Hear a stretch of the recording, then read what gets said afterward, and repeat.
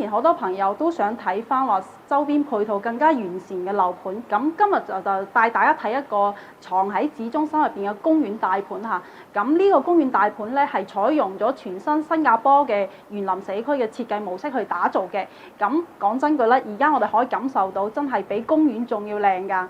咁落咗樓嘅話咧，就真正可以去咗新加坡度假咁樣嘅形式啦。咁我哋可以睇到成個園林設計真係好靚，有水景啦，同埋好多名貴嘅樹木。咁落去散步嘅話咧，就好似真係行緊公園咁樣啦。呢度除咗園林靚之外啦，咁每一棟嘅樓下咧會打造咗全齡段嘅飯會所嚇，咁泳池啦，咁跑步嘅運動器材啦，喺呢度都會應有盡有㗎。咁喺呢度嘅話咧，真正係做到咧足不出戶嘅話咧，就係享受到全齡段嘅生活空間。對面咧就係大型嘅濕地公園啦嚇，咁對面咧就係中山市嘅中醫院，亦都係三甲醫院嚟嘅，亦都係目前中山市唯一一個可以用醫療券，港人可以用醫療券嘅醫院。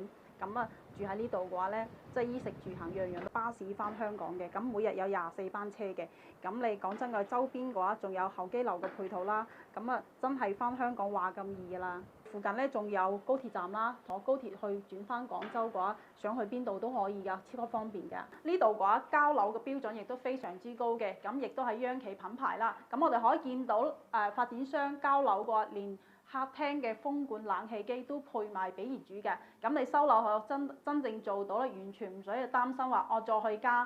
咁啊風管機嘅話咧，佢嘅展示咧就靚仔好多。點解要買樓咧？咁我哋買嘅唔單單只係呢層樓嘅4面牆，咁其實真正買樓嘅話係買嘅就係我哋呢個喺拼搏嘅城市入邊有屬於自己嘅一席之地。記得關注我啊，帶你睇更多嘅好嘢。